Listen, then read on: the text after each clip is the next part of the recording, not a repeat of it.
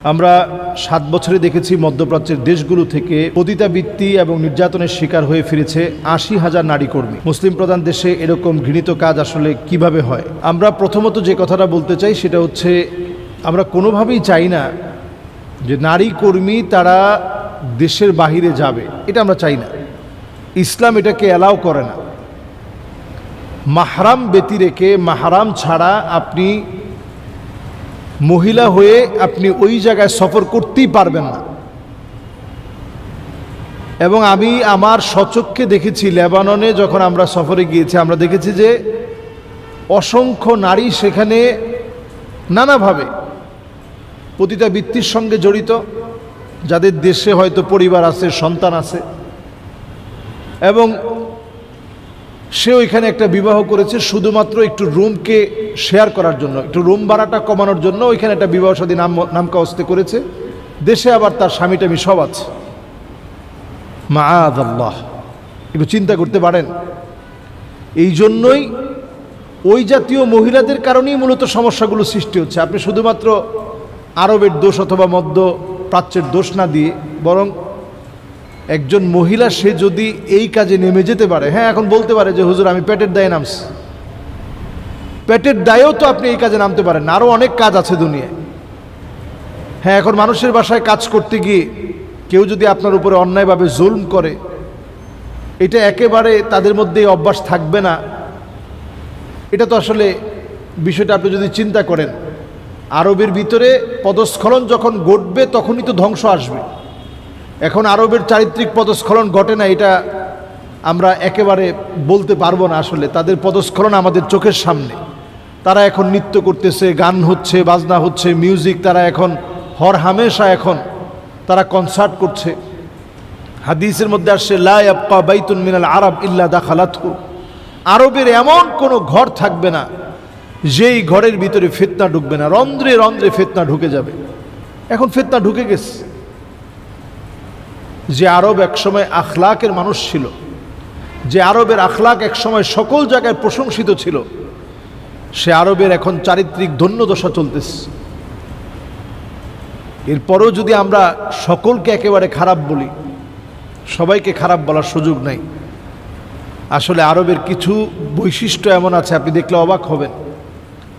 আমরা সেরা হতে হতে যেখানে গিয়ে পৌঁছাতে পারি, তারা অনেক অন্যায় করার পরেও তাদের ভিতরে এমন কিছু বৈশিষ্ট্য আছে, আল্লাহ তাআলা সকলকে মাফ করবেন। তবে আরবদের কাছ থেকে এটা আমরা আশা করতে পারি না, যেহেতু এটা আখিরুজ জামান, শেষ জামানা। এই জন্য এই জাতীয় নিউজগুলো আমাদের চোখের সামনে আসে। অনেক নারী কর্মী সেখানে গিয়ে যৌন নির্যাতনের শিকার হয়, ধর্ষণের শিকার হয়, নানা রকম অন্যায় অবিচার হয়, পতিতাবৃত্তিতে জড়িয়ে যায়। অথচ আরবের মতো দেশ, যেখানে একটা বিবাহিতা নারী যদি পতিতাবৃত্তিতে জড়িত হতো, তার শাস্তি হওয়ার কথা ছিল মৃত্যুদণ্ড, সেটা তো বাস্তবায়ন হচ্ছে না। তো লা ইয়াবকা বাইতুন মিনাল আরব ইল্লা দাখালাতহু, আরবের এমন কোনো ঘর থাকবে না যেখানে ফিতনা ঢুকে না। সকল ঘরে ফিতনা ঢুকে যাবে। সেই ফিতনা এখন ঘরে ঘরে, রন্ধ্রে রন্ধ্রে সব জায়গায় ঢুকে গেছে।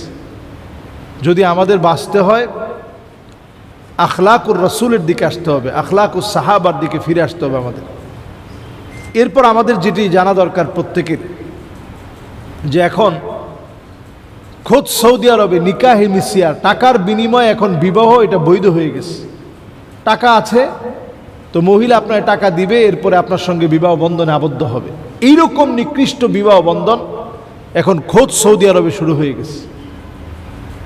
তো এটা আসলে কত নিকৃষ্ট আপনি চিন্তা করেন। সে বলবে যে আমি ডিভোর্সি, আমারে তোমরা বিয়ে করো, আমি তোমাদেরকে টাকা দিব, উল্টা টাকা দিব। এইরকম বিবাহ পর্যন্ত সৌদি আরবে শুরু হয়ে গেছে। এই জন্য নবী সাল্লাল্লাহু আলাইহি সাল্লাম আমাদেরকে সতর্ক করেছেন, হাত দিয়ে গুণে রাখতে বলছেন, উদুদ সিত্তান বাইনা ইয়াদাই সাআ, কিয়ামতের আগে এই 6টা বিষয় ঘটবে, তারপরে কিয়ামত হবে। যদিও এগুলো ছোট আলামত, কিন্তু অত্যন্ত নবীজি সাল্লাল্লাহু আলাইহি সাল্লাম দিক নির্দেশনা দিয়ে এই 6টি বিষয়কে গুণে রাখতে বলছেন। এই 6টি বিষয়ের একটি হচ্ছে লা ইয়াবকা বাইতুন মিনাল আরব ইল্লা দাখালাতহু, রন্ধ্রে রন্ধ্রে, ঘরে ঘরে, জায়গায় জায়গায় ফিতনা ঢুকে যাবে। সকল জায়গায় আরবের ফিতনা দিয়ে ভরপুর হয়ে যাবে। এখন তো তাই হচ্ছে। এই জন্য আল্লাহর কাছে আমরা পানাহ চাই, আল্লাহ যেন আমাদের আরবকে হেফাজত করে, আমাদের আখলাককে হেফাজত করে। আর আল্লাহর কাছে আরব অনারব এটা আল্লাহর কাছে যাবে না। ইন্না আকরামাকুম ইনদাল্লাহি আতকাকুম, কে আরব কে অনারব এটা আল্লাহর কাছে পরিচয় না। আল্লাহর কাছে পরিচয় হচ্ছে আমার আপনার তাকওয়া কতটুকু, এটা আল্লাহর কাছে পরিচয়। ইন্না আকরামাকুম ইনদাল্লাহি আতকাকুম, যে ব্যক্তি তাকওয়ায় আল্লাহর কাছে সেরা হবে সে সেরা হবে। হতে পারে আরব, হতে পারে অনারব। আরব অনারবে কোনো শ্রেষ্ঠত্ব নাই। নবীজি সাল্লাল্লাহু আলাইহি সাল্লাম এই ভেদাভেদ বিদায় হজের বাসনের মধ্যে ভেঙে দিয়ে গেছেন। আপনি এটা বলতে পারবেন না যে আরব এই কাজটা কেন করে। আরব অনারবের এই ব্যবধান নবীজি ভেঙে দিয়ে গেছেন। কোনো ব্যবধান নাই। আরব অনারবের কোনো শ্রেষ্ঠত্বের মানদণ্ড নাই। মানদণ্ড হচ্ছে তাকওয়ার মানদণ্ডে, যে আল্লাহর কাছে সেরা হবে সেই লোকটাই সেরা। আল্লাহ তাআলা আমাদের প্রত্যেককে অন্তত মুসলিম হিসাবে আখলাকের সাথে চলার তৌফিক দান করুক। আমাদেরকে আল্লাহ তাআলার উত্তম চরিত্র দান করুক। আসসালামু আলাইকুম ওয়া রাহমাতুল্লাহি ওয়া বারাকাতুহু।